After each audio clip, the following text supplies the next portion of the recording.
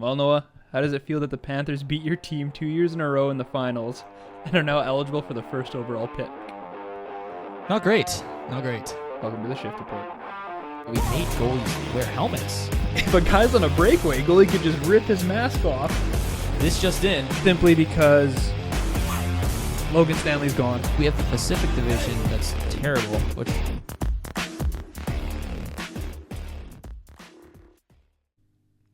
Well, you know, go ahead. the one saving grace that I have out of that is that like we can't get beat for a third time in a row now, right? Like there's no possible way. So You could lose to Anaheim. could lose to Anaheim, but at least it's not Florida.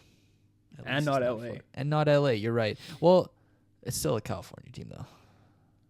No. They're all California. Every team is California. Florida's not California. No, but like LA is. I don't know. Dude. Yeah, duh, Florida's not California. I don't know why that took me so long to think. Anyway, the playoffs are finally here. Yep. Some are excited. Woo. Some are previous President Trophy winners and are eliminated. You. Yeah, and others are Toronto fans. Well, hey, 2027 is their year. Matthews. Every year is their year. Yeah. Every year they should sign Marner. They should. That guy seems like he'll be pretty He'd be a good. good fit. They should make like a core four with like Marner, Matthews, like who's that? Willie Nylander guy. Nylander, and then I don't know, like Morgan Riley or something. John Tavares, I don't know, something like that. Matthew Nyes maybe. Anthony Stolars. No, we should stop slandering Toronto fans. There's Toronto's team because all the Toronto fans are going to stop listening. I don't want them anyway.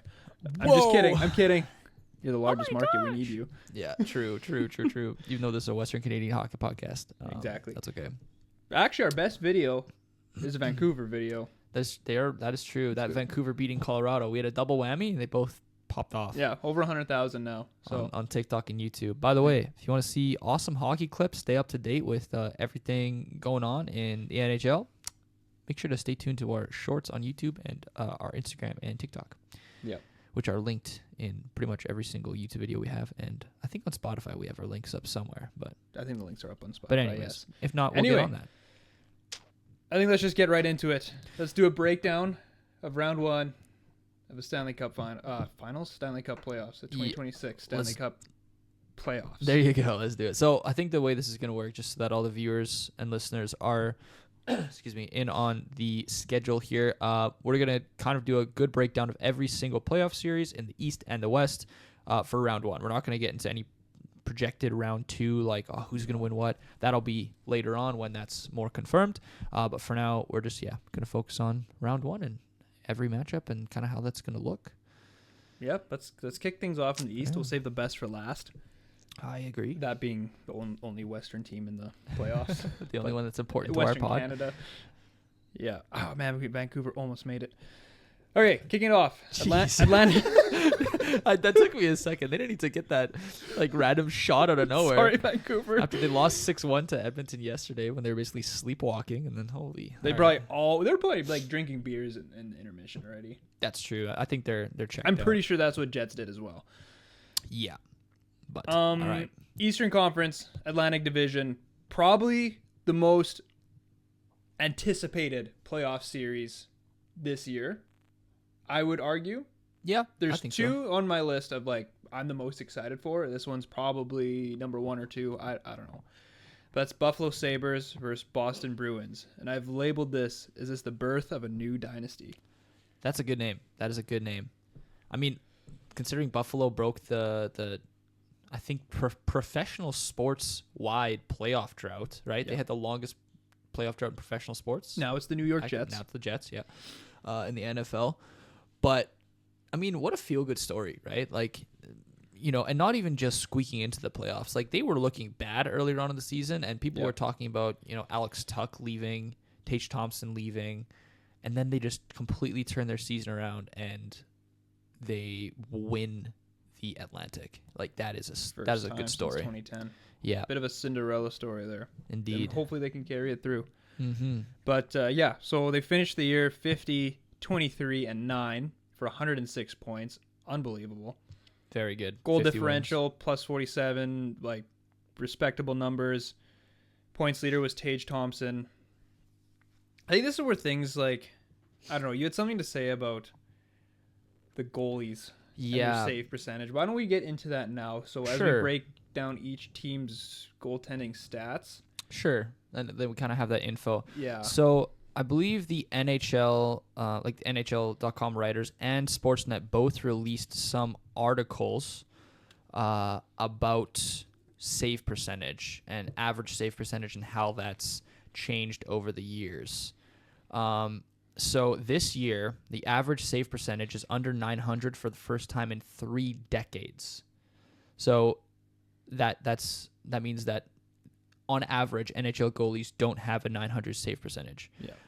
And this was from a couple days ago, so it might have changed a tiny bit since I've I read this article, but the average at the time was a .896, and it was on track to be the lowest since 1994. Now, for reference, we have players like Logan Thompson, right, Washington, whose .912 save percentage ranked second among goalies with 50 or more starts, and fourth overall. So second among goalies with 50 or more starts, which is, I mean, 912 is good, but Very good. like Stuart Skinner had a 915 in his rookie season, and that was considered like very good. So, that's just for reference. But yeah, the thing is, like, goalies are saying that, back in the day they would just try and get in front of as many pucks as possible, and they wouldn't really care. Like the stats would happen because the shot's quality wasn't that crazy, and teams would just throw pucks on net. Like they would just every angle in the book, they would just throw pucks on net. But now, the average shots per game in the NHL is 27.8, which is the lowest total since the so-called dead puck era. That would have been the late 90s and early 2000s, when there was like all these like hooking and holding and obstruction rule changes kind of coming out of like the lockout, before the lockout, so they could create more goals. And obviously the changes have worked because there's lots of teams are now combining to score over, I think, 6 goals a game, which has been crazy, considering how low it's been. So what I'm getting at is goalies, for a variety of reasons, save percentage is going down, shots numbers going down, but shot quality is going up because teams are now looking for perfect shots and doing that side to side quick lateral passes. And so I don't know actually how many goalies are actually up above 900. But, I mean, looking at Vasilevsky, he's at .912, Luukkonen's at .91, and they're like 3rd and 8th, respectively, in save percentage. Like, that's low back when Carey Price would have like a .93, right, when he won the Hart. Or it might not have been .93, but regardless. That's all to say that we should stop judging goalies just based off numbers and more based off of, like, what are they doing for their teams. Because, again, numbers will always lie a little bit, right? So, yeah. The game's getting very fast and very accurate. Yeah. Eye test is going to be a very important marker going forward for judging goalies. Yeah. On that note, we'll get into Buffalo's goalies. Let's do stats. It. Yeah. I did. So you'll notice as we go through teams, I included some goalies, or some teams with 2 goalies and some teams with 1 goalie. Yep. The 2 goalies is usually when they split the games almost 50-50, whether that's due to injury or they're just experimenting with their goalies. And that's the case for Buffalo. We have Ukko-Pekka Luukkonen. UPL. 6K. 35 games played. 2.49 goals against average. 122. Save percentage 0.91. Alex Lyon. 36 games played. 2.74 goals against average. 20 wins and .907. I'd be confident having either of these goaltenders between the pipes for my team. They're looking good in the back end. Yeah. I don't think they have any worries. One of them gets injured, the other will step up. Yeah, or if they one's getting tired, just switch them out. 100%. Buffalo's in a good position with their goaltending with their goaltending. Yeah. And then just some random stuff. They have 6 players with over 50 points. That's crazy. And then, as mentioned before, first time being Atlantic champs since 2010. I mean, I think that's something to be noted too, right? I mean, I said it before too, but the fact that they went last year. They had a good stretch, I think, to start the season, and then they really fell off. But the fact that, they were able to do something similar this season, kind of the opposite, where they started poorly and then they ended up shooting up and winning the Atlantic, I think it's very impressive. That's impressive. But all right, Boston. They finished the year with 45 wins, 27 losses, and 10 overtime losses for 100 points. So very respectable as well. 45 wins. Goal differential plus 22. And then their points leader was David Pastrnak. He had 100 points in 77 games, so really good clip. And then, for their goaltending situation, they basically ride or die with Jeremy Swayman. He played 55 games for them throughout the season, so that's 2/3 of the games, I guess, roughly. 2.69 goals against average. He won 31 of those games, so his win percentage was really high, and he had, again, a save percentage of .908, which seems low, but again, well over average. I would say it won't be a battle of goaltending. No. As in they're so deadlock even. Yeah. It's going to be breakdowns in other areas. 100%. I would say most likely, like their both forward groups are really good. Defensively, maybe Boston is not as good as Buffalo. Yeah. But Boston did win the season series 3-1. So the matchup there might favor Boston. Is Charlie McAvoy injured? I thought he's not injured, is he? I don't think so. I don't think so. I thought he was injured recently, but I might be wrong. But yeah. I'll give my thoughts. Mm-hmm. So Bruins went 25-10 since the NHL holiday break. Mm-hmm. 5th best points in the league since the December 27th. Buffalo, like you said, they started 14-14-4. It's not ideal. No, that's not going to get you into the playoffs. Then they hired their new coach and went 36-9-5. Holy crap, that is for insane. The rest of the year. Yeah. Which it puts them first for most points percentage, highest points percentage. That is crazy. I do think Buffalo is going to win this. They're a hungry team. Yeah. They're not going to blow their playoff opportunity. I don't know what they'll look like next year. Will the new coaching change honeymoon period die off? I don't know. That's yet to be seen, I guess. That's not something they're worried about right now. No. But I will say, Boston's retool, impressive. Yeah, mid-season, that's pretty good. They did a very good job from not going to playoffs last year to making it this year. Yeah. I think they still need to put in a couple more pieces. But I don't really see them ever needing to go through a rebuild for the next while. Not for a little while, anyways. I mean, I guess past is he getting older? He's getting up there, not old, but yeah, he'll start slowing down soon. But I mean, I agree with you. I think Buffalo's going to take this series. But the one thing is they can't underestimate Boston. Boston, they have that playoff pedigree. Jeremy Swayman's been there, done that, right? He's been in the spotlight a few times now with Boston in the playoffs. I know they didn't do well 2 years ago. That was kind of Linus Ullmark and Jeremy Swayman tandem, right? Or a few years ago. But then, regardless, he traveled with USA to 4 nations. I know he didn't play, or did he? No, it was just Ottinger. It was Ottinger, for and the then one game, and then Hellberg. No, Swayman. Oh yeah, Ottinger did that one game. Yeah, and lost. And then nobody else played in the Olympics. But was Swayman on Team USA for the Olympics, even though he didn't play? I don't know. I'll look that up. All right, but regardless, I think Swayman has a lot of experience. Boston has a lot of experience in general. Like they just kind of never go away. Like they're a gritty team. They can score. They can play hard, play fast. I mean, we've seen their the archetype of Boston over the years. And so I think Buffalo has some good pieces to kind of counteract that. Like Tage Thompson's just a massive player. They added some grit on the back end with guys like Logan Stanley and Luke Shen mid-season.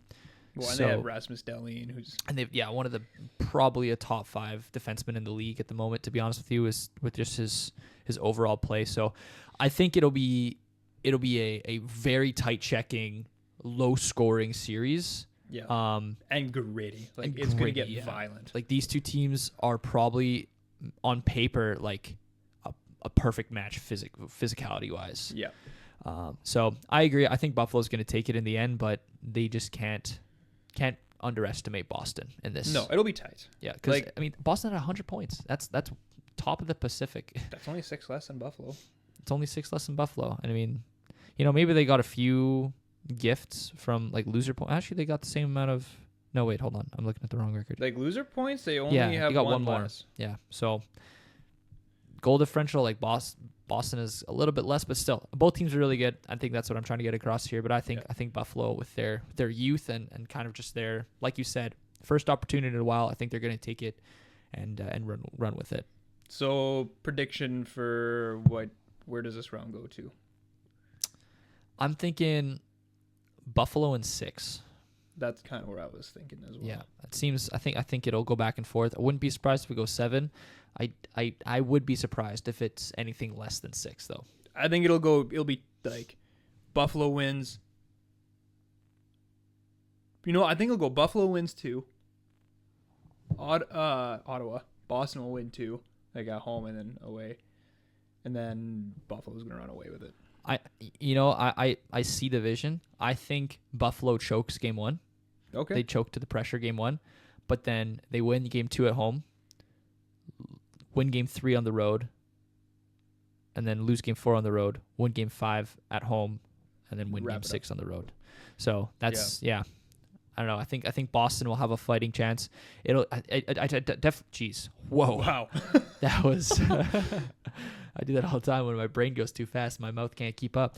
I definitely think it'll go 2-2.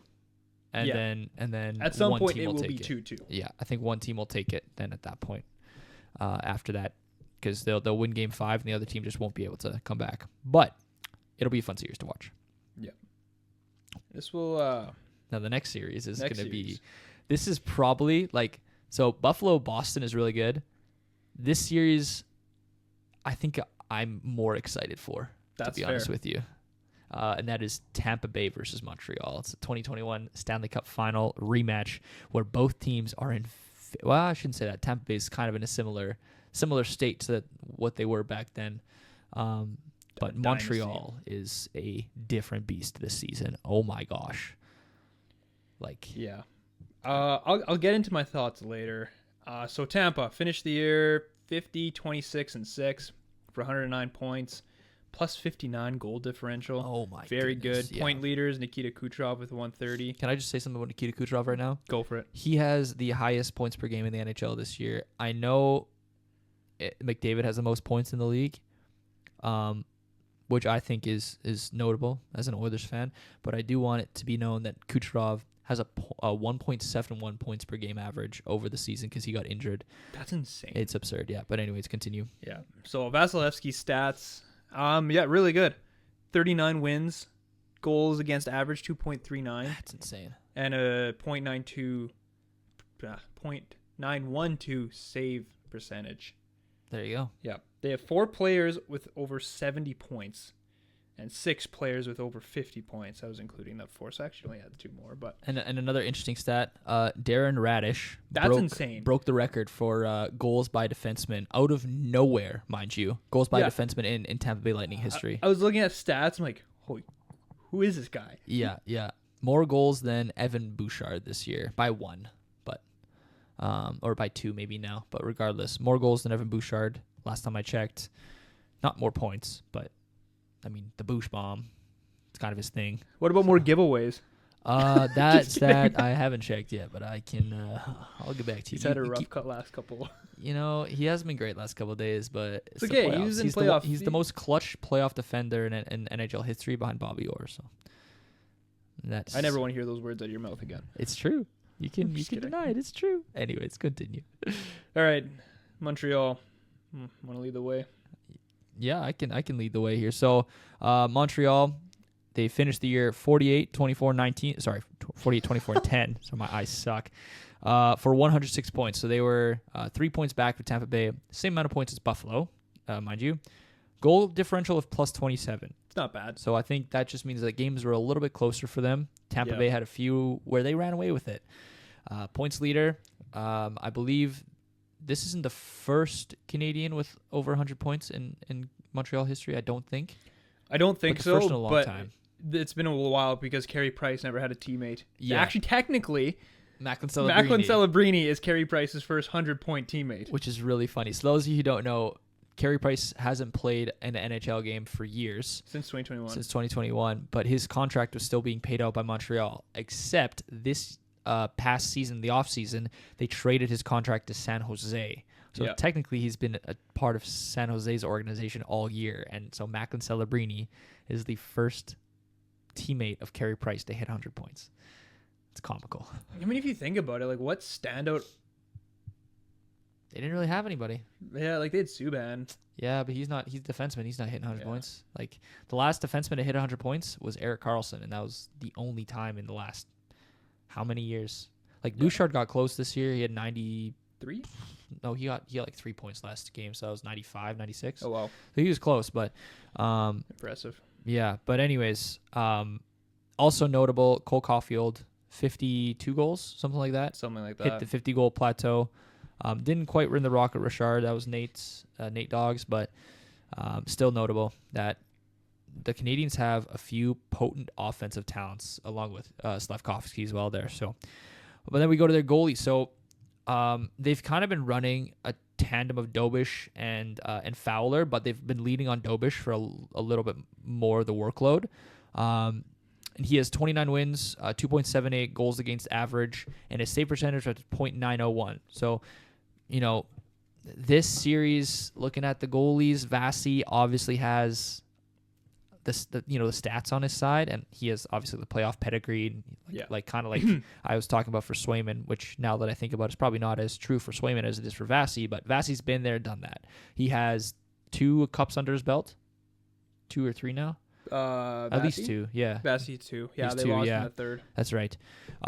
So, I mean, if we're looking at the goalie battle, Tampa probably has it, but some interesting stats here from Montreal. 4 players with over 70 points, including Lane Hudson. So I think that would be Suzuki, Caulfield, Slavkovsky, and Hudson then. That's my guess. Yeah. And then 5 players with over 60 points. So you probably throw in Demidov maybe. I don't know.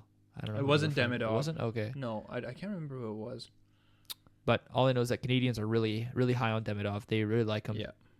I think he had 19 goals this year, just shy of 20, insane. which is great for a rookie. I mean, yep. Matt Savoy had 18, but no, I'm kidding.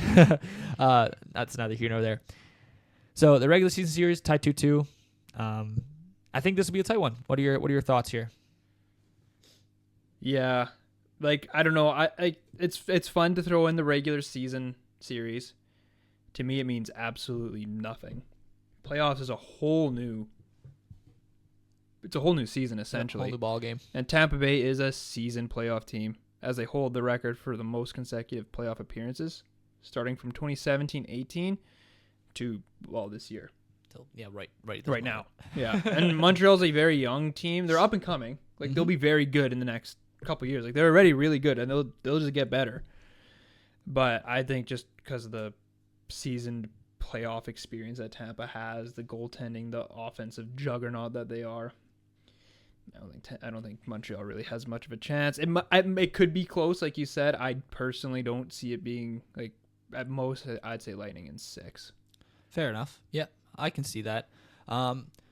Maybe I hold Montreal in a little bit too high, just because from what I've seen, they're resilient. Like, I know there's that one play very recently where, like, they were down 3-2. I forget who they were playing, but it was, big game. And Lane Hudson just splits everybody, takes the goalie out of the equation, puts it onto Nick Suzuki's stick for a wide open net, and just puts it away to tie the game, and they win in OT. Like, I've seen a lot of plays. I like their resilience. I like their style of play, and I think it'll match up against Tampa well. I do agree that I would probably put Lightning in 6, or maybe 7. I think Lightning take it anyways. Yeah, I don't see think Montreal winning, but I don't think Montreal has the experience yet. They probably have the team. Yeah, but they just don't have the experience. At the end of the day, I think this, unlike the Buffalo-Boston series, I think this one will come down to goaltending. Like, player for player, I agree. Montreal and Tampa, obviously Tampa has Kucherov, but I'd say Montreal has a lot of depth down their lineup forward-wise, and they have some solid defensive options. Because they have Noah Dobson, right? And Noah Dobson, Matheson, I forget now, I can't think. But anyways, at the end of the day, Dobish is young, Fowler is young, Vasi is the guy that you want. If there's one goalie you want, it's probably Vasilevsky. So I'd say for playoffs, I'd say Lightning in 6. 7. Lightning, which like I can see it going to 7. Yeah. I think it'll just be a matter of Montreal catching up. Yeah. Like I think we'll probably go 1-0, Lightning 1-1, 2-1, 2-2, 3-2, 3-3, 4.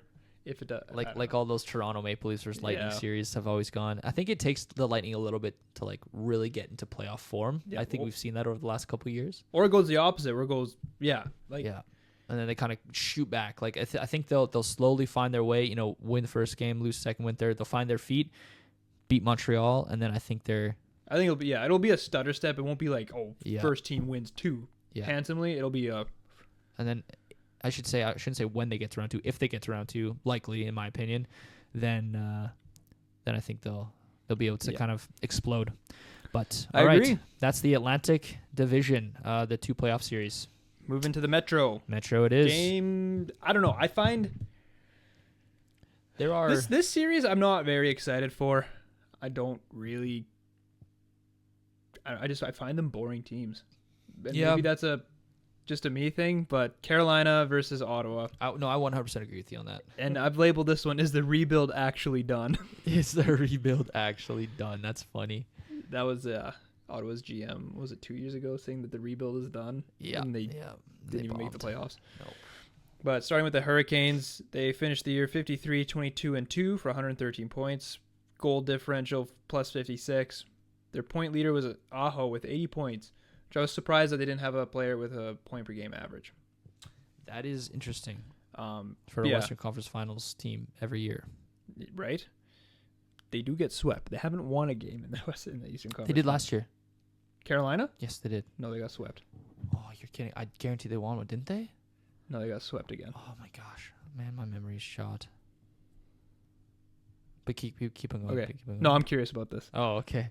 I swear they won one last year, but 24-25 lost to Florida 4-1. Oh, they did So win they did one. win Okay, one. never mind. Yep. Okay, I was wrong. And didn't they win? No, they didn't even make the conference finals the year before that, actually. Was it the year after or year? No, they lost to New York in the second round. Oh, okay. Well, I'm on. But anyways, yeah, then the year before that they lost 4-0.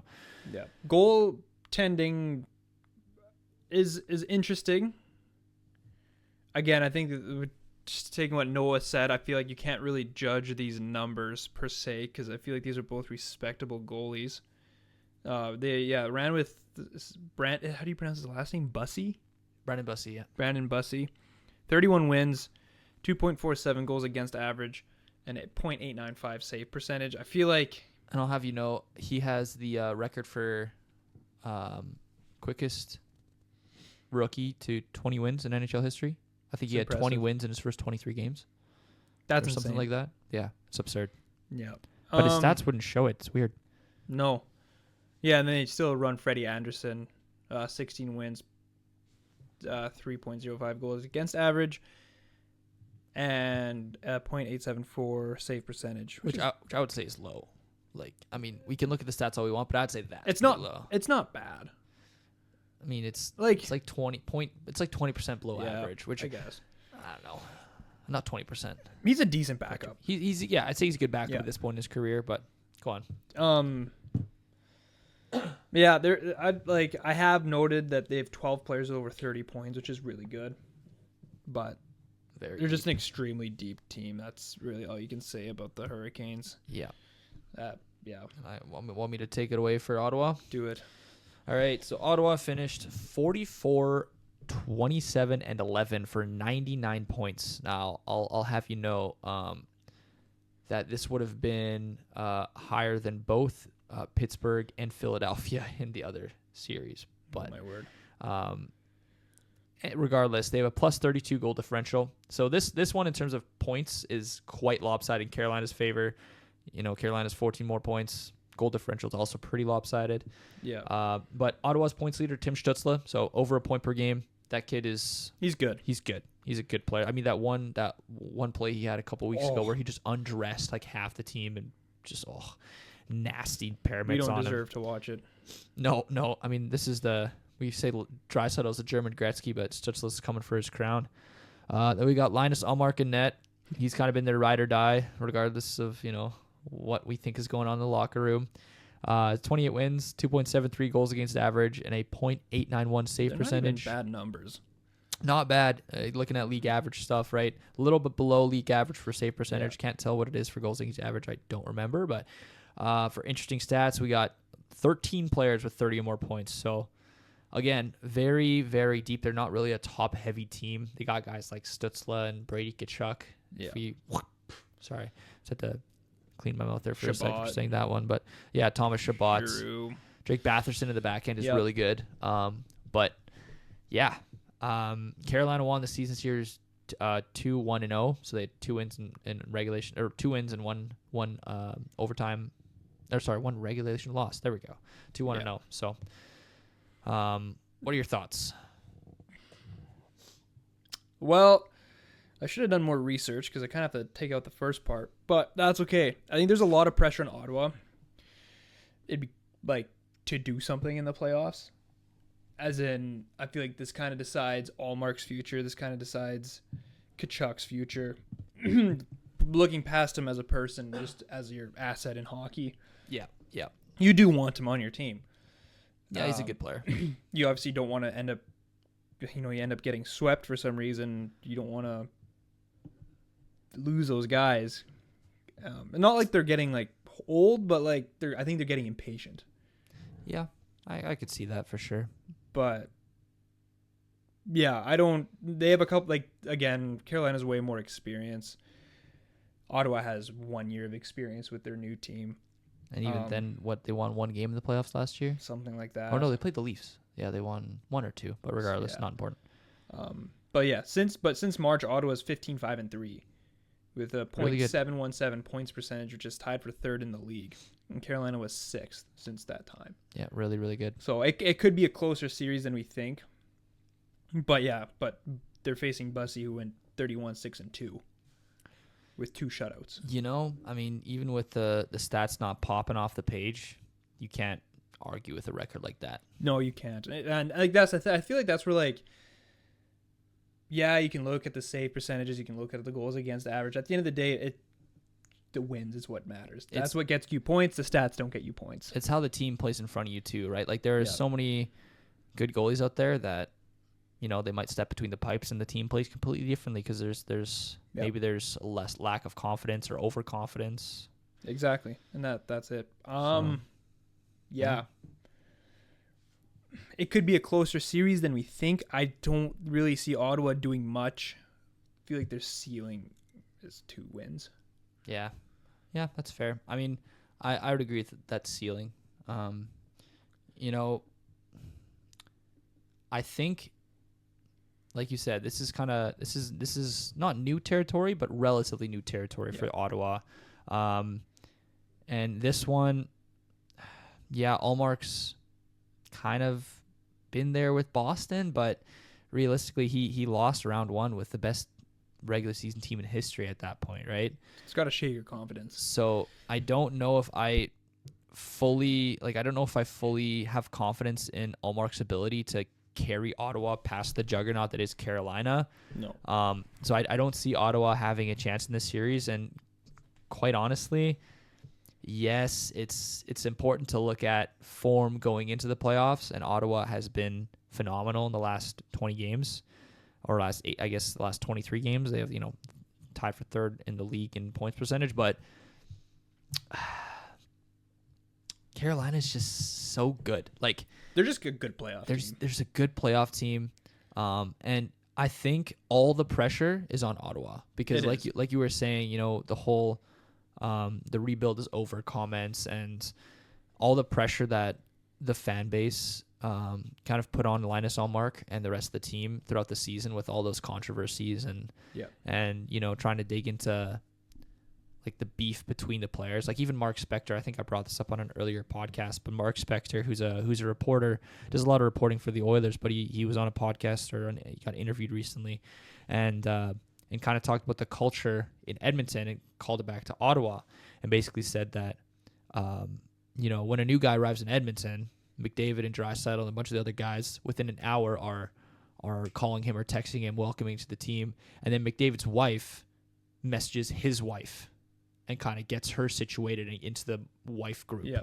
Whereas in Ottawa, I guess none of that happens, and it's more of like there's a lot of division in the locker room. So he says, I mean, I don't trust Mark Spector as much as I can throw him, right? But as far as I can throw him, that's probably the right thing. But regardless, yeah, I think there's a lot of pressure on Ottawa, and if this doesn't go well, maybe they get swept or lose in 5. I think that either the GM reopens the rebuild or and there's a fire sale. I just don't like the outlook for Ottawa here. So no, and I think Brady's walking on eggshells with Ottawa, as in not Ottawa's on one mess up, he's gone. As in, if Ottawa slips up, Brady's gone. I agree, and like I think it's pretty clear Brady wants to go to U.S. market, join his brother. I don't blame him. Facet. Yeah, like he kind of had like the Canadian markets kind of give him a lot of sham. Which the last little bit, some of it's warranted. Yeah, some of it's warranted. I mean, we got into it last week. Yeah, but I don't want to get into it. But yeah, I can understand why a guy like Brady would want to go play with his brother if he can get a spot on Florida and the trades work out. I don't see why he wouldn't pull that trigger. Or not even play with Matthew, but just play near Matthew. Exactly. Just because I don't know, Matthew could probably give him some advice on how to survive in a U.S. market compared to a Canadian market, because he's had both of that, right? Yeah. He played in Calgary and then now in Florida, so he's thrived in both places.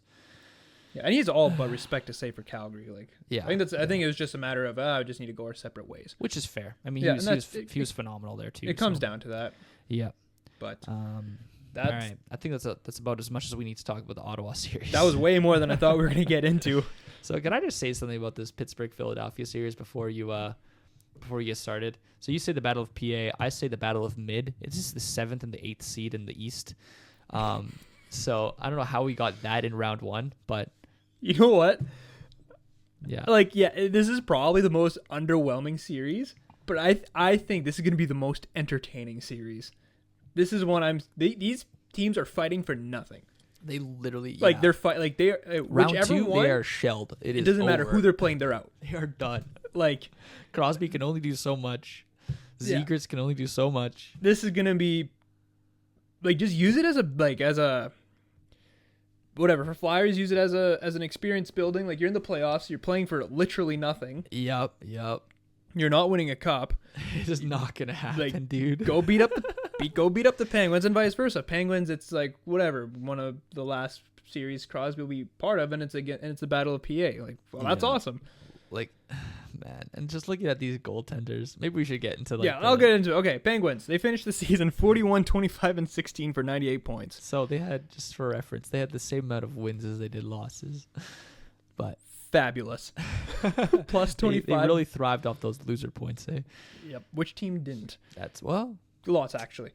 Goal differential plus 25. Point leader, Sidney Crosby, 74 points, 21st consecutive points with points per game average. Yeah. Goalie stats.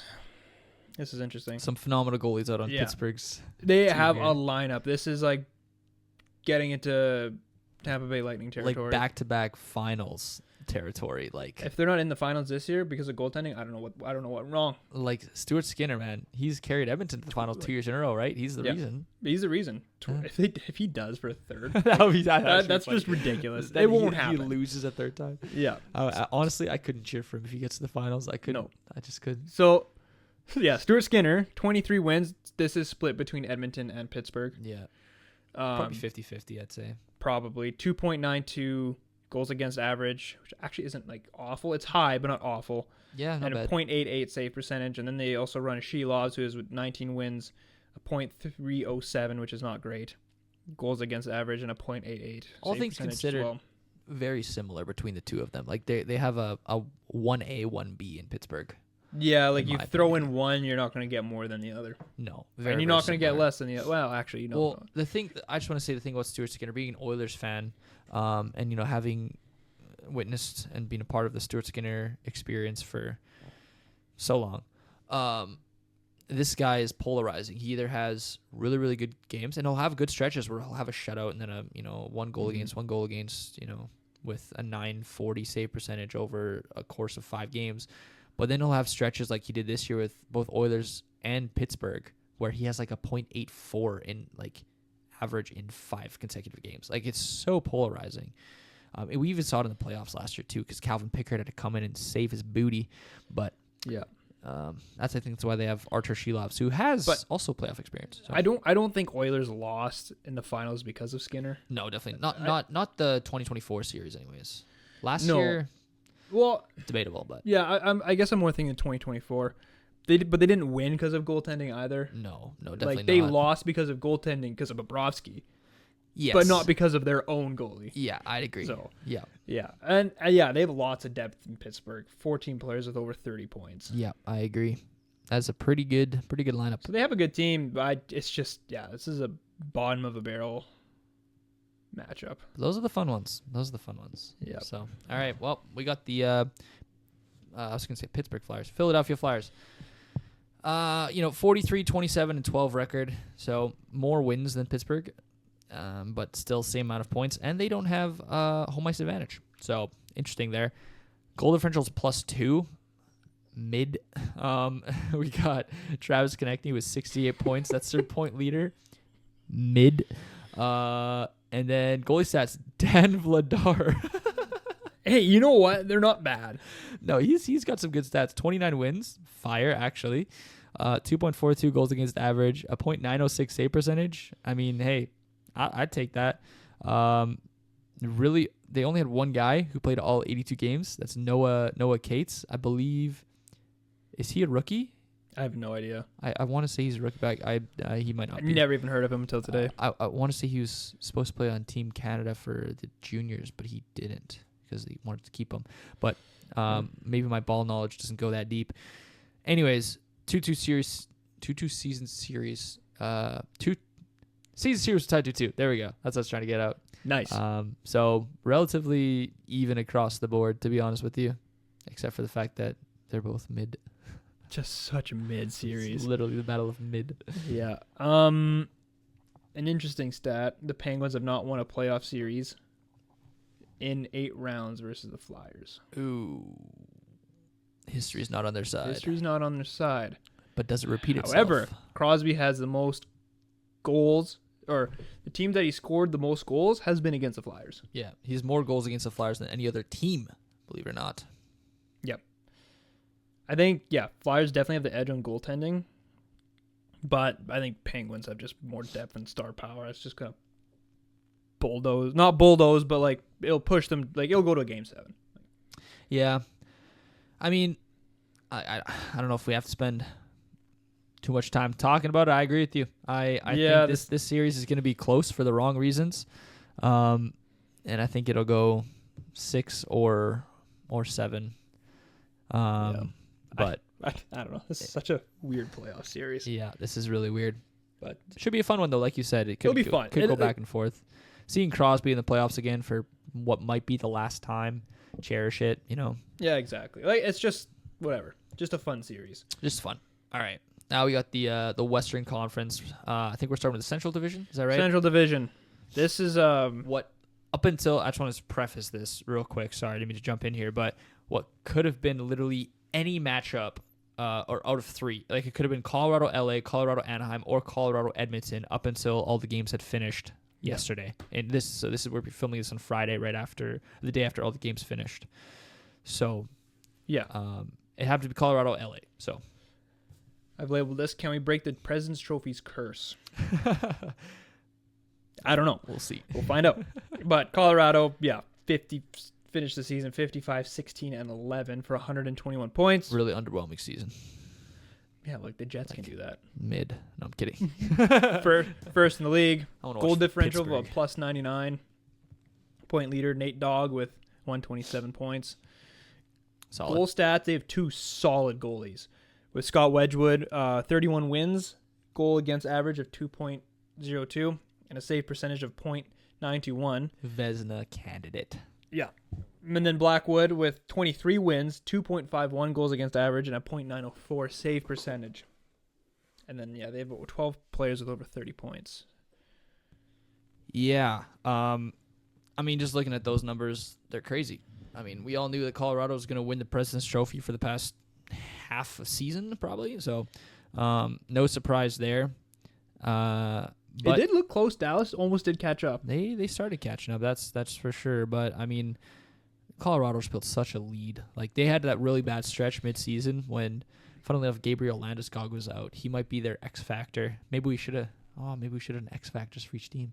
Maybe that's next week's podcast idea. X factors, yeah. X factor for each team, kind of like the underrated, like really important player. Yeah.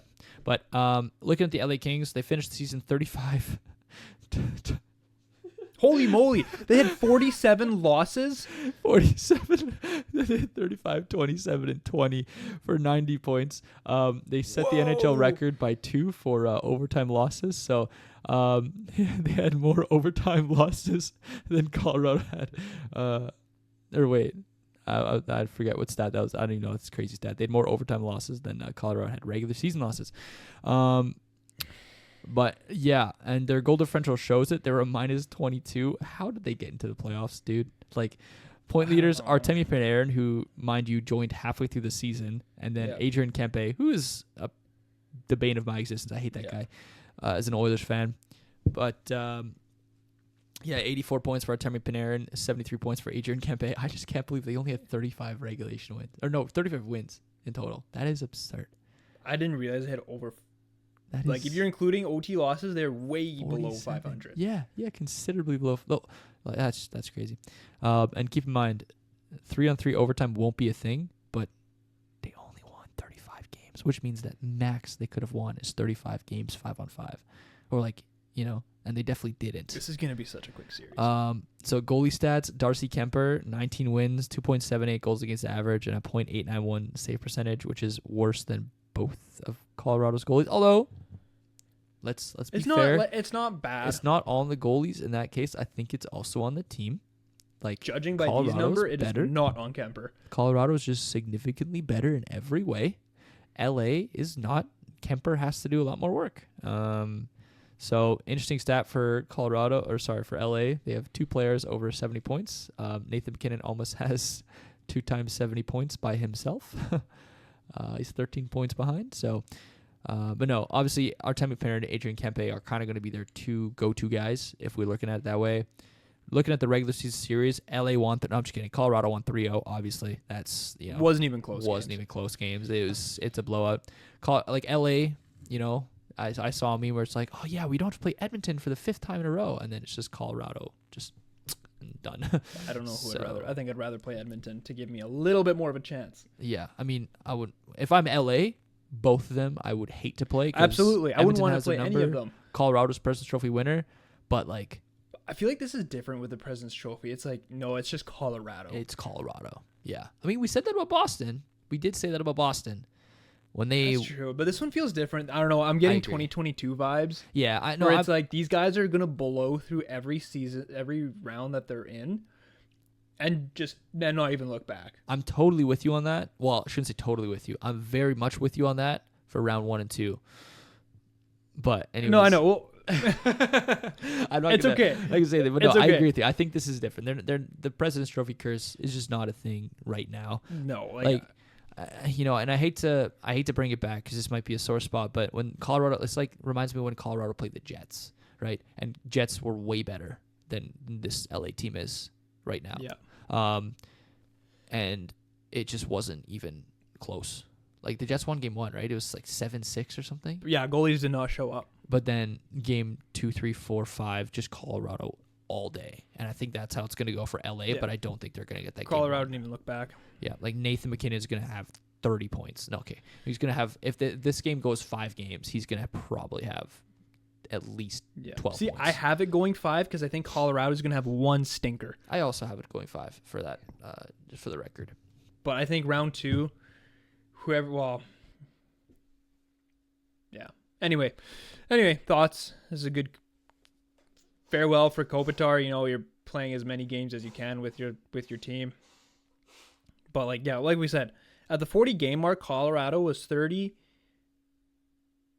This is wrong. I should say 37-2-1, which is crazy. Like 37 wins in 40 games. That is 37 wins, 2 losses, 1 overtime loss. Yeah, that is like That is, if I do the quick math in my head, 37. That's 74 wins in 80 games. So, like, roughly an 80%, over an 80% win rate. It's like a 90% win rate. Oh, LA did set a new record for the most trips to overtime, 33. Yep. With And 20 for of the them first being time losses. since 2018, as you touched on this, they'll have a different opponent other than the Oilers. Like that goes for the Oilers as well, I guess. Stocks up. Not for the Kings. Yeah, the first round has the widest margin of offensive skill.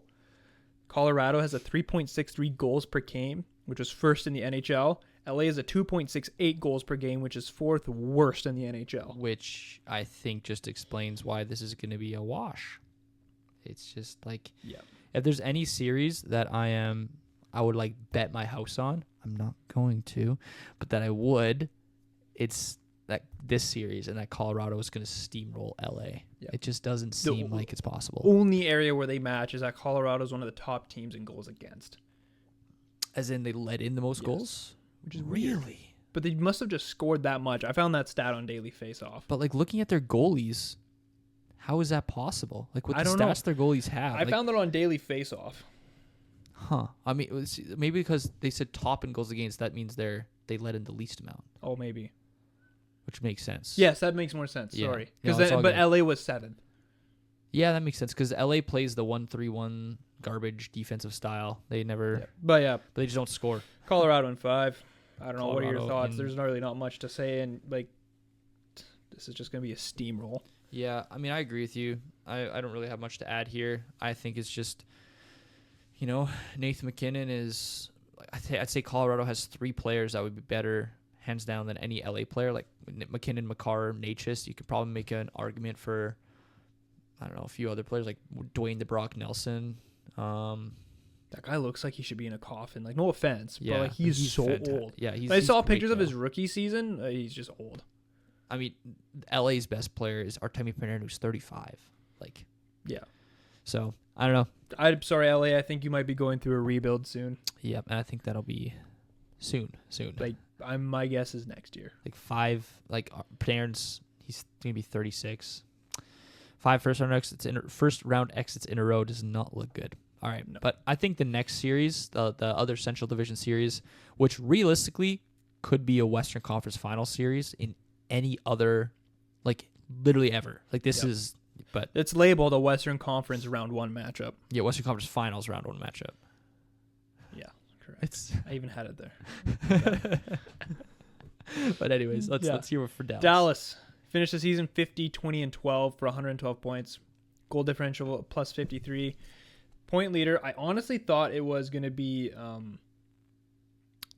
what's his name? Wyatt Johnson? Not Wyatt Johnson. Is it Rantanen? Oh, Mikko. Yeah. That was going to be Rantanen, but no, it was Jason Roberts with 96. To be fair, I think they're all really close, though. Yeah. And I think Rantanen was injured for a good bit. Like I think he played like 20 less games than Robertson. And he had like 76 points. But yeah, goalies. They actually cycled through DeSmith and Ottinger a little more than I thought. But Ottinger, 35 wins, 2.5 goals against average, and a save percentage of .899. Sorry, just really quick call back to the points thing. Yeah, Robertson had 96 points in 82 games. Johnson had 86 points in 82 games, and then Rantanen had 77 points, but in 64 games. So he was a total of so he would have 18 been games. there if he played a full season. Indeed, yeah, I agree. Yeah, he would have. But anyways, continue. And then DeSmith, 15 games, or 15 wins, not 15 games played. 15 wins, 2.43 goals against with a save percentage of .907. Good goalies. Great goalies. Yeah. So that's Dallas. I think Dallas is a formidable team. But looking on the other end is probably a team that it's almost a mirror. Yeah, you got the green jerseys. Literally no more. You couldn't have a more even matchup than these two clubs right here. I mean, 112 points with the 46, 24, and 12 record. Same amount of points. Which, how does that even work? 92, 102, 104. Okay, so maybe it's 104 points and not 112, but that's okay. plus 32 on goal They differential. have 104 points? 104 points, yeah. That's okay. So, yeah, goal differential is plus 32, which is close to Dallas. And then point leader is Kaprizov with 89 points. So, again, very good. Like, obviously, over a point per game, but nobody over 100, which is actually interesting to me. And then you have goalie statures Philip Gustafsson, who was kind of you're right. a big surprise at the start of the season. I don't know what a big surprise, but a surprise nonetheless. He kind of popped off. Didn't pop off at the Olympics. No, which is interesting. So he had a .269 and then a save percentage of .904. And then the Great Wall of St. Paul, Jesper Wallstedt, 18 wins, 2.61 goals against average, and a .916 save percentage. I think that's good for top 5 in the league this year. Probably good for second if I have my math correct, but I could be wrong. And so for interesting stats, Quinn Hughes and no, I'm kidding. Well, Quinn Hughes, that midseason trade, I don't think Minnesota could have done any better. Like, they gave up some depth, like with Marco Rossi going the other way and a few other pieces, but I mean, picking up a player like Quinn Hughes to add to their already deep lineup, that was just a stroke of genius. Now they have Kirill the Thrill as their forward group, their leading forward, and then Quinn Money Hughes on the back end. Like, again, very close though, because Dallas on the other side has Heiskanen as their D-core, and they have Rantanen in the forward group. So series tied at 2-2 for the regular season. This is going to be an amazing series to watch. It's going to go it can go either way.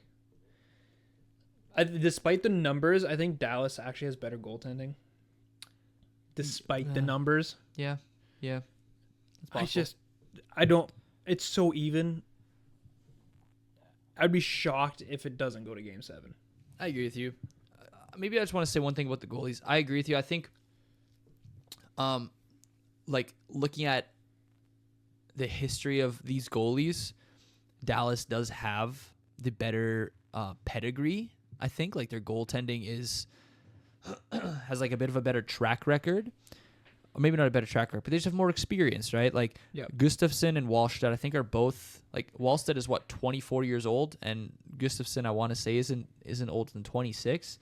These guys are young. They have many years ahead of them. Minnesota in general is pretty young. Like, Quinn Hughes isn't that old. They have a good team. They have a really good young team. They're going to be good. So I do like Minnesota's team better on paper, to be honest with you. Something about Dallas scares me less. That's fair. But I also know that Dallas is a wagon this year. It's just, I don't know. I just have a weird, I would much rather play Dallas than Minnesota. Yeah, and I think Quinn Hughes will probably be the difference maker in that series. Yeah. If it's going to be anyone, it's going to be Quinn Hughes. I just think that Dallas might have a little more offensive firepower than Minnesota. Yeah. But looking down the lineup for Dallas's players, they got Robertson, Johnston, Rantanen, Heiskanen, who, by the way, had 63 points in 77 games. They had Matt Duchene, who had 45 points. Rupe Hintz, who missed a lot of time, at 44 points. Yeah, I don't know. I think I still have. I know in your bracket you have Minnesota, which is totally valid. Yeah. It's going to go either way. Yeah. I'm not going to be surprised by either one. I have it 7 games either way. Truthfully, I'm looking at, if I look at, say Edmonton makes it to the conference finals and Minnesota magically makes it past Colorado, I'd probably, as an Edmonton fan, rather play Minnesota. But if I'm looking at this team and I'm looking from Minnesota's perspective, I just think that Minnesota has a better team in this series. That's fair. I think it's the matchup wise, Minnesota has it. But that's fair. I don't know. But yeah. Yeah, it can go either way. It's gonna be a great series. So I have it going 7. I think you also have it going 7. I have it going 7. So that one I think is an easy. Well, I think you have Dallas. I have Minnesota. Still, but it could go either way. That's why it's 7. So yeah. All right. Let's do Pacific Division. This is we have 2 more series to go here. We're gonna start with Vegas and Utah. Yep, Coyotes in a new skin. Thrilling. I don't know. This series also kind of bores me. Like, you got the Knights, who are 39, 26, and 17 for 95 points. They really saved their season in the last month, I guess, Well, since the Tortorella. Yeah, they Holy finished their crap. season.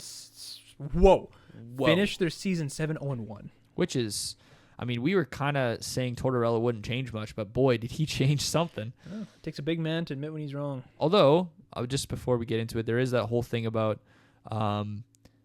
like, same thing when Jay Woodcroft got fired out of Edmonton, Chris Knoblauch took over.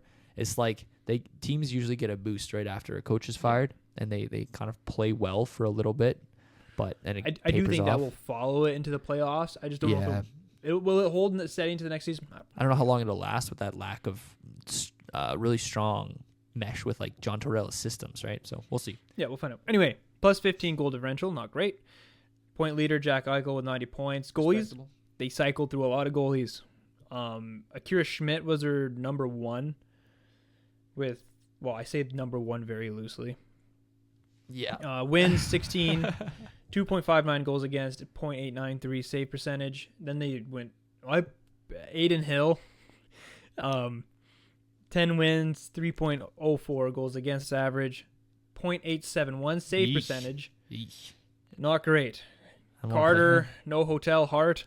Carter, no hotel heart. The Predators did make the playoffs, but a Predator did. No, I'm kidding. I'm kidding. I'm sorry. That was a bad joke. Bad joke. 11 wins, 2.71 goal against average, 0.891 save percentage. Interesting stats. Not really anything there. Yeah.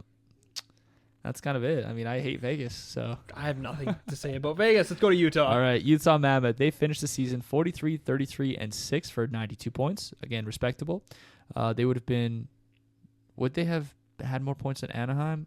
I think they would have tied with Anaheim and probably would have had more regulation wins than Anaheim because they had like 25. So they would have finished third in the Pacific if they were in the Pacific, and this would have never happened. But regardless, they have a point differential. A goal differential of plus 28, so just under double that of Vegas. Point leaders Clayton Keller, Team USA man, 88 points. By the way, he played 0 minutes for Team USA at the Olympics. Then you have Karel Vimielka in net, who quite honestly had a good solid season. 38 wins, which is one of the highest in the NHL, and 2.75 goals against average, a .897 save percentage, so right around average. But the wins speak for themselves, and Utah's not that stellar of a team that would carry him through those games. So, Vimielka's played 64 games, starting in 63 of them, which is a massive workload. That's a lot on a goalie. That's a just shy of Grant Furr, who I think played like 70. Well, I should say just shy. It's not like Grant Furr holds the record or anything, but he played like 73 games one season. So this is getting up to that. They're also a relatively deep team. They got 9 players with over 30 points. And in the regular season series, Utah took it 2-1. Yes. So I don't like the season series stat. I don't either. It means nothing to me. At least, and especially in this series, definitely. Like Utah can't go in be like, oh, we beat them in this. Like, you just can't go in. It's a whole new. It's a new team. Yeah, it's a new team. New playoffs are a new season. I don't think Utah's ready for it. They're in the very beginning stages of becoming a good hockey club. I would not put it past you if they missed the playoffs next year. Yeah, likely, honestly. Like, they squeaked in next year. Okay, Jets are going to be much better. Yeah. Nashville's going to be much better. San Jose's going to be much better. Chicago's going to be better. I'm almost putting money on it. LA's not making playoffs next year. Utah's not making playoffs next year. Like, yeah, you got Tidge Ginla coming up, but like, will he mesh well in the NHL? Anaheim will be close. I don't see those. They squeaked in. Yeah. I don't see them making the playoffs next year and they'll still develop. Not that I'm hating on Utah. I just don't see them being ready. That's fair. Yep, that's fair. And like I said, Torts' Vegas is 7-0-1. And fun stat, Vegas is the 10th NHL team to win their division after firing a coach. Wow. That is an interesting stat. Yeah. After Edmonton blew it. Yep. And then I have Vegas winning in 4. That's fair. I think Utah gets at least a game. I think they take 1. Vegas might have a stinker. If not 2. I do think Vegas takes it. I'm going to say 5, but it could go either way, like 4 or 6. I think anything's possible. I don't see Utah winning it. I do agree. I think Utah's ceiling is 2. Yeah, I'd say that's their ceiling. I'm going to go Vegas in 5, probably. Like, they got a deep team too. Vegas is a little bit top heavy with their offense being, Eichel, Stone, and Marner. Yeah. But they have some good depth as well. Not crazy depth, but decent depth. And they're one of a few teams that has, or I know I said this stat a little while ago before, right after the Torts hiring, but they were one of the 2 teams that had maybe the only team that had 5 players over 60 points at a time. Now they have 3 players over 70, but then we look at their leading scorer, Jack Eichel, who is 90. It's not like it's crazy. But regardless, Vegas has the playoff experience. Utah doesn't. Utah's young. I think Utah surprises Vegas in one of the games. That's why I kind of It might be the first one. Might be the first one. Utah comes up firing. Like if Mielka could steal a game, you never know. I think the one fear that I'd have as a Vegas, if I was a Vegas fan, almost like Are you okay? You feeling all right? You know what? No. I know you had an off week, but like... Yeah, this is bad. No. Oof, but okay. if I was a Vegas fan, I just don't want to even say that. I'd be shaking in my boots about my goaltending situation because Aiden Hill, our bona fide number 1, is not really looking like a bona fide number 1. Akira Schmidt, I don't know if I trust him in nets. Maybe Hart. Carter Hart, that is a crapshoot. So could do you well. Could I think Hart find his way to a hotel room.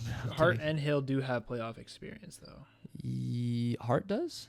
And I thought Flyers made playoffs. But I mean, yeah, probably. But at the same time, it's been years. Like it's been a long time. It's been years. Deposition cases.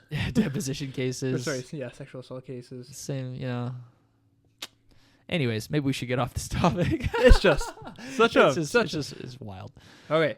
But yeah, so we both have Vegas winning. But anyways. Now, what you've been waiting for. Pièce de résistance. I'll do Anaheim first. Yes, please. Because I have a feeling you have a lot to say about your Oilers. I do. For anybody who's a new listener, maybe hasn't really followed all that well, I'm an Oilers fan. Just so we're all clear. It's okay. We're getting him good old on medication. Manitoba, but I'm not a Winnipeg Jets supporter. I was an Oilers fan before they came back, so couldn't change. It's okay. We're getting him on meds. Here he is, antidepressants. Oh, okay. Just kidding. Sorry, who's been to the final 2 years in a row? Who missed the playoffs 1 year after winning the President's Trophy? Yeah. Case closed. Who hasn't won the finals 2 years in a row? Who's never won the cup? Touché. Although, who has never won the cup in my lifetime? Anyways, to be fair, no Canadian team has won the cup in anybody's lifetime that is under 34 years old. True. We have not been alive. Okay, regardless. Ducks finished the season 43-33-6 Wild. for 92 points. Yeah. I don't see them making the playoffs next year. I just don't. Anyway, goal differential. Whoa. Goal differential -15. That is not great. Point leader Carter Gauthier. Sorry.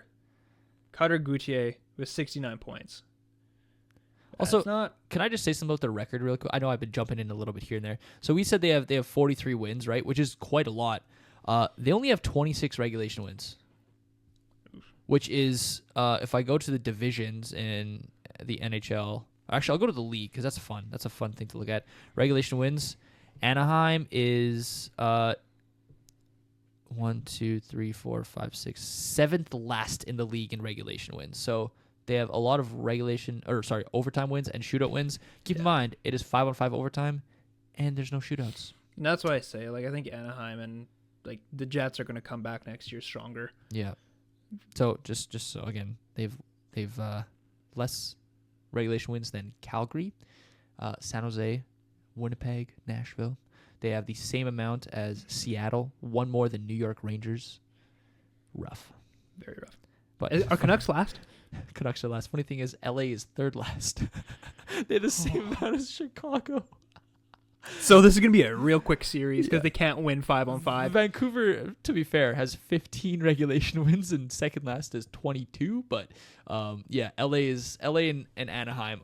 Pacific Division is terrible. But anyways. These are some bad stats. These are horrible. These are awful stats. Sorry. Okay, I'll get into that. I'm actually going to build off of that. But you're going to talk about goaltending a little bit? Yeah, goaltending. Lucas Dostal's their guy. 30 wins. Respectable. Goals against average, not so much, with 3.10 and a save percentage of .888. Well below league average. Interesting stats. I have none. There are none. Regular series. Regular season series.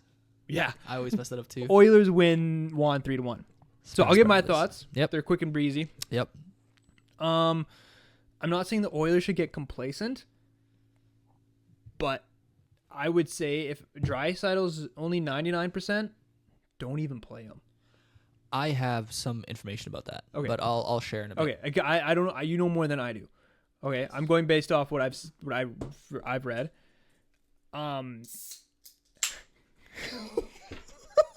Sorry, I'm a sparkling water addict, and I just needed to crack one open.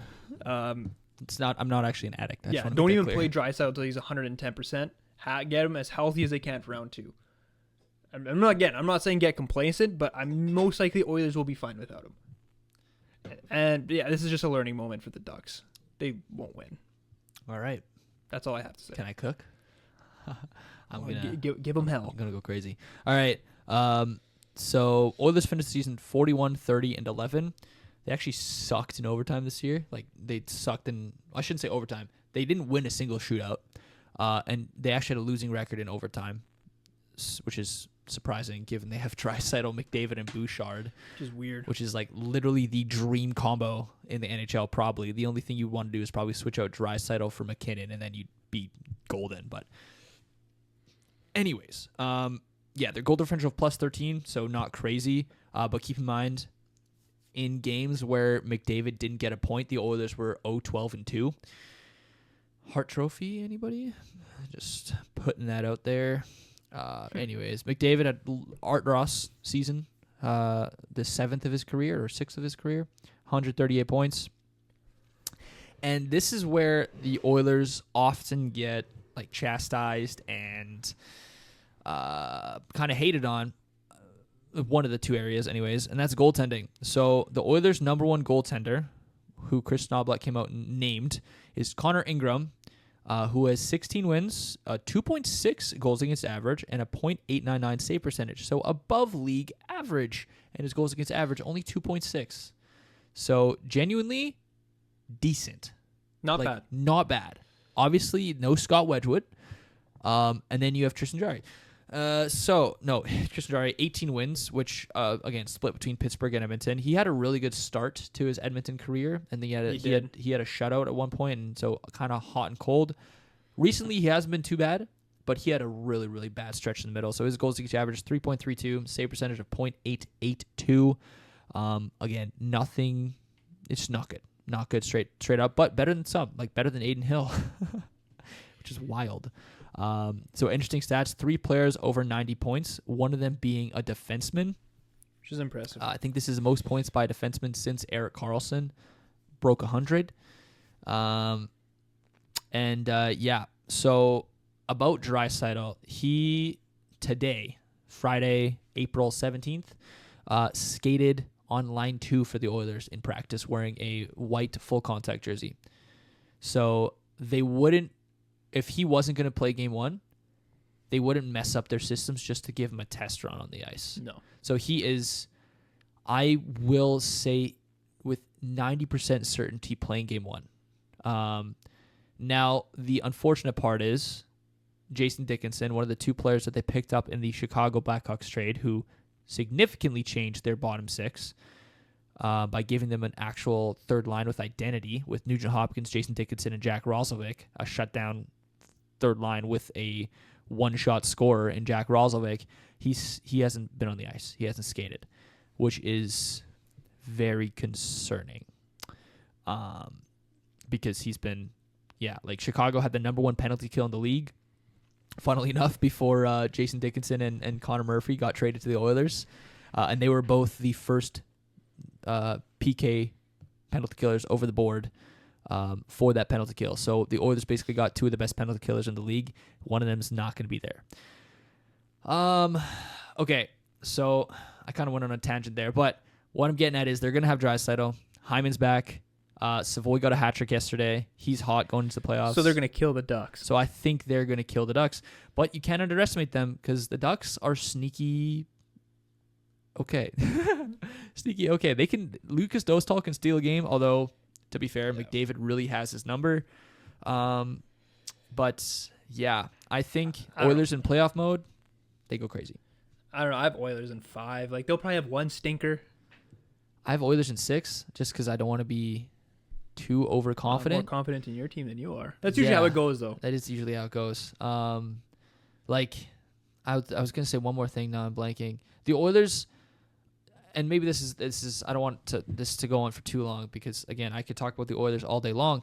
But the big difference between this Oilers team and the Oilers team from the first half of the regular season and even last year's playoffs is I think they have real identity in their bottom 6. Like their fourth line, Trent Frederick, Colton Dach, and Josh Szymanski, actually, like that's their checking shutdown line. They got 2 goals yesterday. Like Trent Frederick scored one. Or no, sorry, Josh Szymanski. Funnily enough, Josh Szymanski has 2 goals in his career. Neither of them were shots on goal. He didn't get credited for a shot on goal for either of them. It's really weird. Both of them deflected. That was the one Tampa Bay goal that we posted, where Vasilevsky let it bounce through. Weird. And then yesterday, again, bounced off defender's skate. So, but they have real hard checking fourth line that is not afraid to, like Colton Dach's 6'4", like Trent Frederick, he's a big boy. Josh Szymanski's young and strong, 21 years old, German. And then our third line, Kurt with Dickinson looks a little different, but right now it's Henrique, Nugent Hopkins, and Rosovic. Again, shutdown line with a one-shot scorer. And then our top 2 lines are our top 2 lines. So, and then looking at our defense, like Connor Murphy adds so much. He kind of unlocked Darnell Nurse. Like it's crazy. Like Colton Dach unlocked Trent Frederick. Connor Murphy has completely changed how Darnell Nurse plays the game. He's playing like we expect him to more often than not now. Like at $11 million. Well, 9.25. Oh, right. Yes. I'll put him at 8. He's playing like an $8 million defenseman more often than not nowadays. Yeah. And they're both like 6'4". Like they're It's a big massive. So needless to say, I think the Oilers have they're a team with much more identity. I don't want to say as good as last year or the year before, but they have a lot more identity, and I think they finally found their way. They just couldn't score the last couple of games because they didn't have Draisaitl or Hyman. But anyways, that's my 2 cents on this whole Oilers thing. I have Oilers in 6, and then round 2, we'll see what happens. Fair enough. Get there. That's the preview of round 1. That is the preview of round 1. So I think yeah. let's just quickly touch on the rest of the West. Yeah. Vancouver staying up the season. Don't need to stress too much about that. Calgary didn't have a great season either. Nope. I think the retool that Treliving tried to set up didn't work out. Nope. They have an exciting future that we've preached about a million times. Let's just go right to the Jets. Probably the most disappointing team out of the West this year. Yeah, I like most disappointing, not because of their record necessarily, but because of what their record could have been. Like, obviously Calgary and Vancouver sucked, but the way they played after the Olympic break, being Compared to like the before. 3rd best in the NHL. I think that's the only thing that's kind of giving me hope, and it seems like all the other guys are confident too next year. Yeah. But I think, historically Jets always bounce back and make the playoffs the next year. They do, yeah. And we didn't. I was at the game yesterday. We did not boo our team getting off the ice, which I think is important. Yes, Detroit fans. I think the only thing that scares me a little bit if I were to be a Jets fan is I think Connor Hellebuck had some interesting words to say. He had words. I watched the interview. Yeah. It didn't. I feel like it was just coming out of a place of frustration and finally someone willing to call out management. Like calling Chevy complacent. Thank you. Yeah. It's about time someone calls him out. Which I don't even think he said straight up, right? Like he didn't call. He kind of and the media is inferred. going crazy, like, oh, Hellebuck bad. Like, no, he was very calm about it. Yeah. It didn't sound like he was leaving. He wants his cup. That's the last thing he needs, which is understandable. He has everything else. He wants to complete it. Yeah. Chevy needs to start spending money. We have lots of it. Get rid of assets, pull up guys from the AHL. He is very complacent, or he has to go.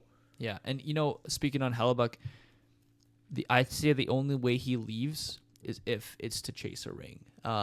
He loves living in Winnipeg. Yeah. Like my dad is actually through the grapevine a little bit, like friends of a friend, one of his friends is actually friends with Connor Hellebuyck's agent, and he's a local guy around where we live. He lives somewhere in southern like, Manitoba, close to us. 10 minutes out of kind of our area, but anyways, this guy I forget what his agent's name is now. Pet Cow. I just know his last name is Pet Cow. Yeah, Pet Cow. Ray Pet Cow, I think his name is. But Pet Cow, anyways, has often told my dad's friend that Hellebuyck really enjoys playing Winnipeg because he kind of like Buffalin a little bit, like the ice fishing thing. He loves to ice fish. Well, where I used to work, we'd always get his deer and we'd... Yeah. So he and that's Manitoba's a great place for that.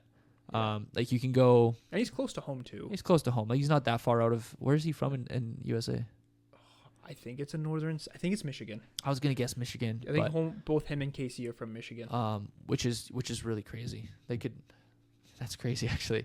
But yeah. So he loves playing Winnipeg. He's not gonna leave. I'd say, like I said, the only way he leaves is maybe to go closer to home, or doesn't win a cup. But he already is close to home, so there's no close. And I think the Jets are close to a cup contending team. Chevy can't be complacent. No. And I think it's fine. Like about time someone called him out. Yeah.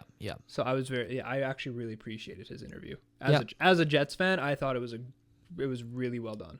I could see it. Yeah, I can see that. So and yeah, I don't see him leaving. The core still loves it here. Yes. And I think what he said, he's like, I wish guys would come to Winnipeg and every city's got its flaws. Yeah. It overall is not a bad city.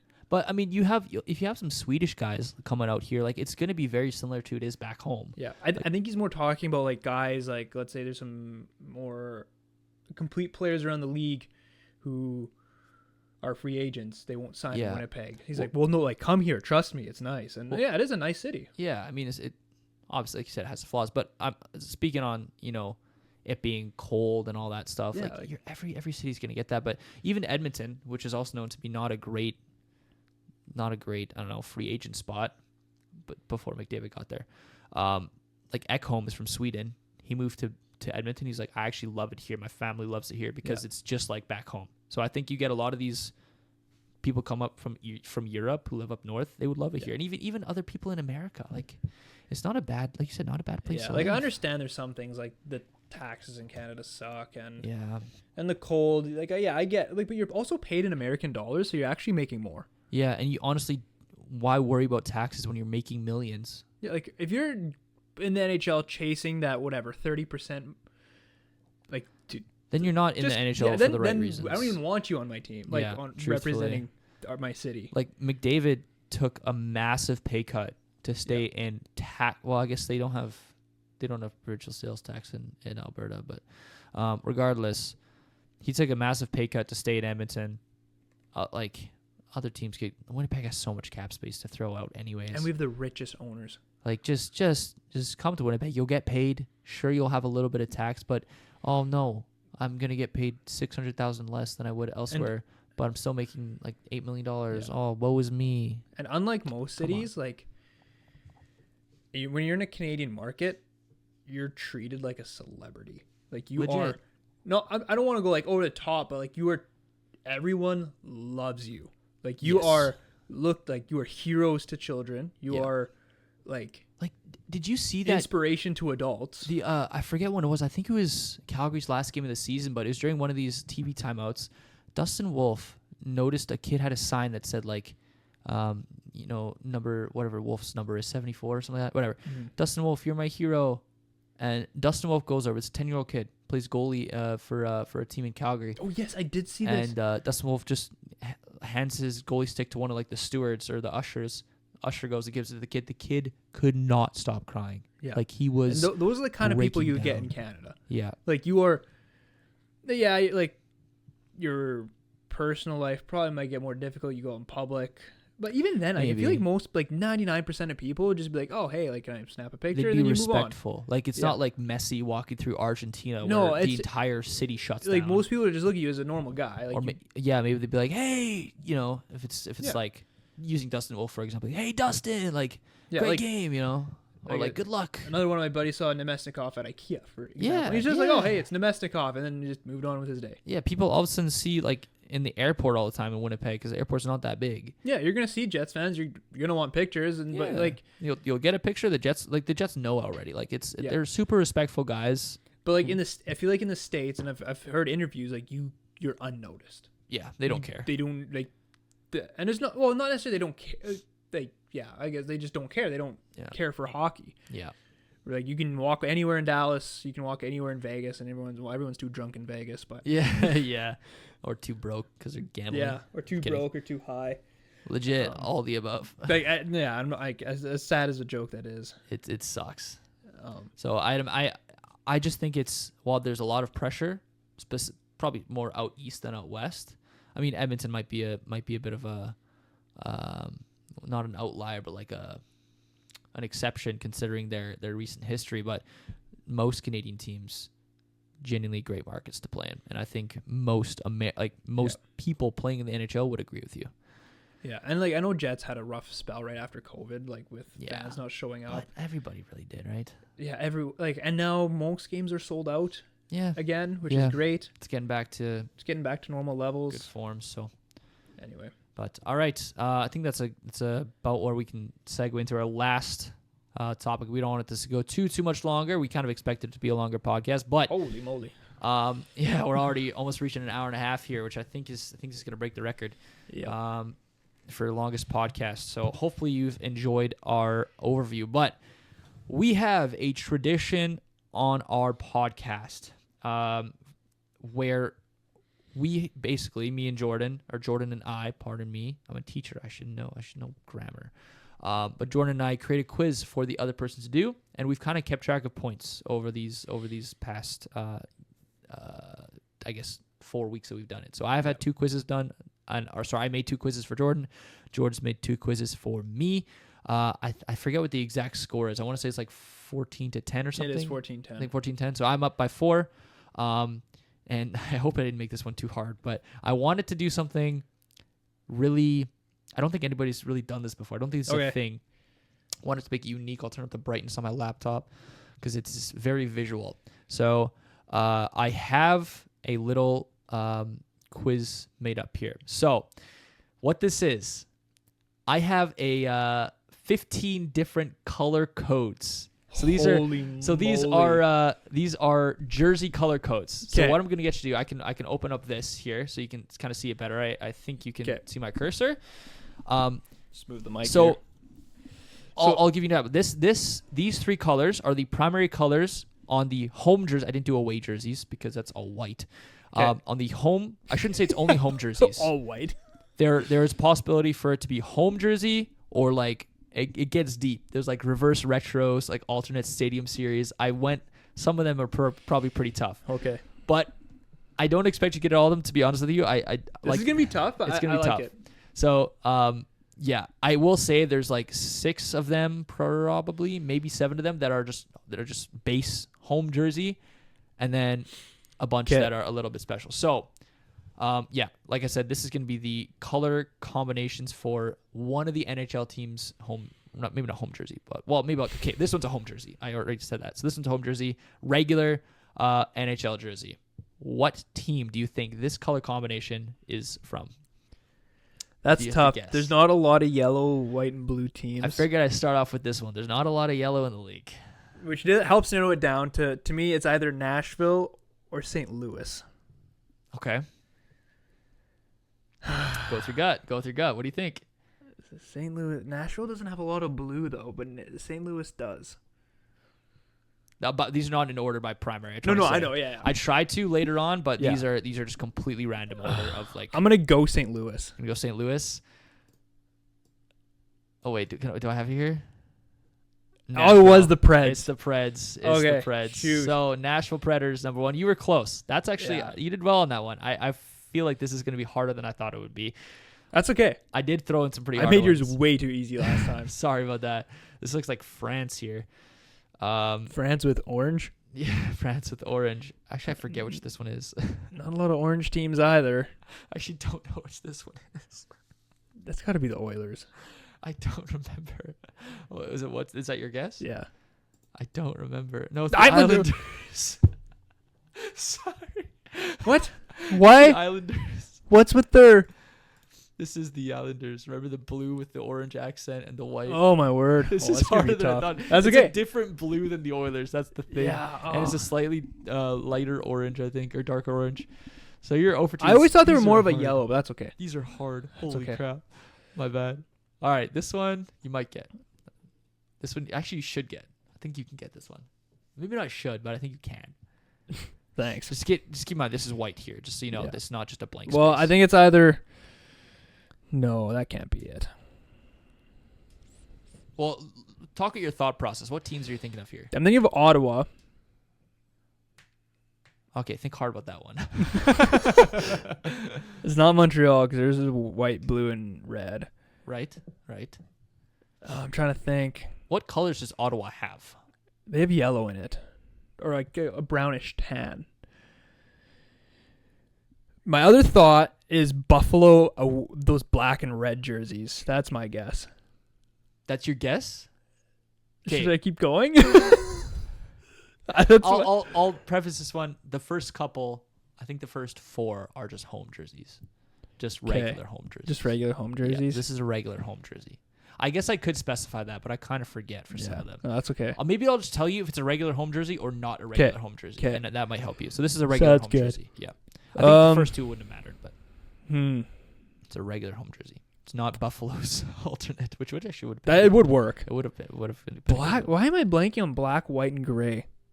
Why am I blanking? I feel like I need to give you hints. 'cause I feel New like this is Jersey, hard. they have red. They do have red. Sorry, guess. Oh, New Jersey. Go New Jersey. Oh my gosh! Now that I see it, I know it's. now I when you realize see it, it's like, oh my gosh. Carolina Hurricanes. Yeah. Okay, you I can see it. now, Yeah, I see it. Now this is fun. New Jersey doesn't have the gray. New Jersey doesn't have the gray. Yeah. All right. This one is a regular home jersey. Like that screams Seattle to me. I'm gonna say Seattle.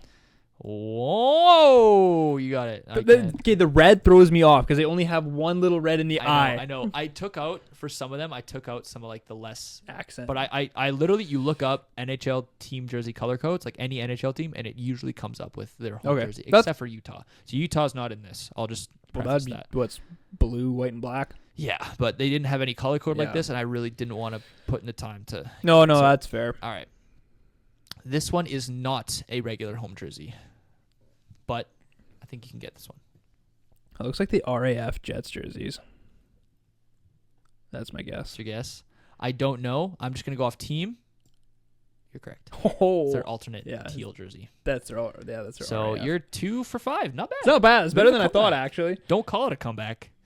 Not yet. So Winnipeg Jets, that's 2. I should probably keep a bad. running tally in my head. All right. Oh my. Is this home? This is a regular home jersey. A current NHL team? It's got to be Atlanta. No, it is not a current NHL team. It is Atlanta. Correct. I should have prefaced that.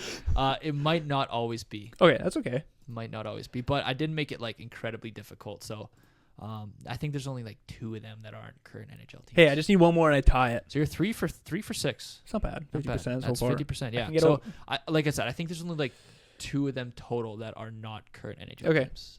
Okay. I might be wrong. Might be more, but I forget. Yeah, it kind of looks like the stripes on the side. Like Yeah, they're yeah. yeah. Yeah. And I did cut out one of the colors. So there was like one other color in here too. All but I right, just thought gotcha. that would throw you off. So Yeah. all right. LA This Kings. is frick. That was so quick. Oh my gosh. Okay. This is kind of like last week where like you thought it'd be Well, too so hard. far, All right, far. You're 4 for 7. Dallas Stars. Oh my gosh, this is their blackout jersey. I thought that they'd throw you off with like There's the only one. neon. There's but only one. no. You're right. So that's 5 for 8. Anaheim Ducks. It's not going well, guys. Not going well. It's the Mighty Ducks. Okay, this is the Sens. This. No. Yes, that has to be the Sens. Sens? That has to be the Sens. Yes, it's Vegas. It's the reverse retro. Belgium? Yeah, literally, I was gonna say looks Belgium. It's the reverse retro. I should show you it, but it's Yeah, It's is it their glitterly one? Glitter. No, it's like just all Really? black with like red and. Oh, gold that's the one where it stripes. says Vegas, right? And then Yeah, that that's one the that glows reverse in the retro. dark. Yeah, I So- gotcha. Hey, 5's pretty good. I'm not You're complaining. 5 for 10. No wait. Yeah, 5. You're 6 for 10. 6 for 10. Yeah. 6 for 10. That's Yeah, pretty not good. bad. You're beating me right now. Albeit I have one in hand, I guess. But Hello. all right. So this is you're 6 for 10. That's Vegas. All right. I swear to This God. is probably not a home jersey. I don't think so. Make some sort of alternate. I think so. Yeah, I don't think it's a home jersey. This is tough. I think 13 and 14 are home jerseys, but then 11 and 12 aren't, I don't think. This one's tough. This one is tough. It's tough. I'm trying to think. I always go through Canada. And play along at home. Sorry, we kind of blazed through those a little bit, but play along at home if you want to. I always go through Canada first. Like Vancouver's never had those colors. Edmonton's never had those colors. Calgary, you probably would have added yellow into there. These are the 3 colors of this jersey, Jet. I believe. Jets have Unless I'm missing something super insignificant. Toronto, no. St. Pat's one would have been good. That would have really thrown me off. Montreal, definitely not. Kind of go down to the Metro. Boston, no. Philly, no. Pittsburgh, definitely not. You're going through the archives. Here, actually, I'm just gonna turn this away from you for 1 second because I want to see who it is. All right, I'll walk away. Yeah, this one's a shocker. Okay. Trying to think of all the reversal. So yeah, there's alternate jerseys, reverse retro, stadium series, Oh, the reverse reverse retro 2.0s. Oh, stadium. It could be a stadium series jersey. I don't expect you to get this one, I should say. This one's hard. This one's very hard. Can I ask if it's a reverse retro or no? It is not a reverse retro. Okay. I think it's a stadium series. It is a stadium series. I'll give you that. I'm gonna say Detroit. Honestly, Yeah. not a bad guess. Columbus. Show me those jerseys. Look those up quickly. Want me to look those up right now? Yeah, look those up. I want to see those jerseys. All right, hold on. I'm just gonna do this real quick, because I don't want to all of a sudden. Pull something out you weren't supposed to. Yeah, Columbus. Oh yeah. Right. Gotcha. Okay. I'll turn it back on. Actually, I don't know if you can see it even on my screen. Yeah. Yeah. Right. It's Gotcha. those ones. So Nice looking jerseys, actually. they are nice looking jerseys. Yeah, I like them. Anyways, we can go back to the. Yeah, I quiz, would've make never sure it's gotten the that. right height. Yeah, we're good. All right. Okay, so that's the Columbus Blue Jackets Stadium series. This one was tough. It was tough. I honestly I didn't even know they had these jerseys. No, I didn't But either. I saw them. I was like, that's gonna get you. All right, this one is a home jersey. Vancouver. Yeah. I felt bad about the last couple, so I threw in 1 or 2 that you probably could 7. get. Not bad. All right. Oh man, another one of these. Too much red and black.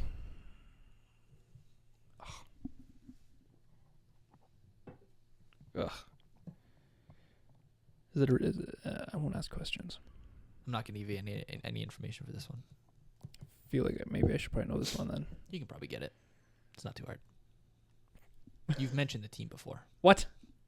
Although you've mentioned like 20 teams, but you have mentioned this team before. New Jersey. Final answer. Yeah. Good guess. Oh, no way. Thought you were gonna go with the Buffalo. But I didn't even think of that actually.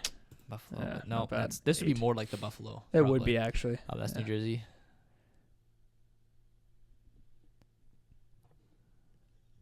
Edmonton Oilers. Yeah, it's a reverse retro 2.0. Again, I felt bad. Hey, alright, 9. so That's not bad. I think that's 9. Yeah, you missed because you missed 1, Columbus. 2, and then They got you that one, Yeah, so got you that missed one. 5. So you're at 9 right now. All right, Last one. I'll give you no information about this. Hartford Whalers. Is that your final answer? Is Wait. North Stars. that your final answer? Yes. It's the California Oh, Golden frick, that was my Seals. third guess. Every 15th question is going to be the California Golden Seals. I had to throw it in Oh, there. man. I knew it. Frick. I just got golden sealed. Got golden seal. No, for reference, the last question of the logo quiz he had me do was the California Golden Seals logo zoomed in, and I had no idea. Well done. There Well you done. go. That was a good quiz. Hey, 10 for 9's 15. not bad. For those who can't, I don't know if you can hear through my cat just appeared outside my door and went meow. But I don't know if you can hear it. She meows 9 loud. points. That's a lot. That was a good quiz. Well done. Thank you. Was it 9? I got 9 right. 1? No, you missed the California Gold. I don't get to count this again. Oilers? Oh, yeah, that's right. You got Canucks. 9, 2, 3, 4, 5, 6. Yeah. So you got 9 for 15. That's like It's not bad. 66%, something like that. No, my 60%, straight on the Yeah. dot. I 60%. already have your quiz next up for next week. I'm excited. I'm excited. It might be difficult to piece it together on my end, but Okay. Can I just take a guess? sure. Goal horns. No. Okay. I want goal horns I think that's one that we can do though. One of us That has would to do be. goal horns. I was thinking of doing it, but I was like, that's gonna be hard to do last minute, like I did for today, because I was like sick all week. But No, I have mine. It might not work for all the teams though, which is okay, weird. that's fine. We'll figure it out. Yeah. Yeah. Anyways, this podcast has gone on for a long time. Ooh, hour and 40. That's Hopefully insane. you enjoyed. If you played along, insane. with our quiz today, let us know how you did. I'm kind of curious. I know we kind of blazed through it, so if you couldn't get all of them, that's okay. But let us know how you did. I think it's a really fun quiz, and feel free to use it if you want. You can like recreate it, or I could like share it if anybody wants. Just message us on YouTube or Instagram or TikTok. We can share it with you. But with that said, should I take us out? Take us out. All right. Well, thank you all for listening to the Shift Report podcast with Jordan and Noah. This is our 7th episode, and this is, like I said, our special playoff edition. So playoffs are starting tomorrow, April 18th. This is when the podcast will be coming out. So if you listen to it, It'll be today. it'll be today, unless you're listening to it like 2 years later because we randomly blew up. But no. But normally our podcasts come out on Thursday mornings at 8 a.m. Central Standard Time or around there. It's usually Thursday mornings. If not, we will put out a community post on YouTube and other posts elsewhere to let you know. So make sure you're staying up to date with that. That was loud. No, kidding. Sorry. No, it's all good. So, if you have anything else you'd like us to talk about in future episodes, please leave it in the comments. If you enjoyed our episode, please give us 5 stars on Spotify, Apple Podcasts, and give us a like on YouTube and a subscribe. That'd be greatly appreciated. You can catch us on Spotify, Apple Podcasts, YouTube, and we post shorts like daily, lots of shorts about the NHL.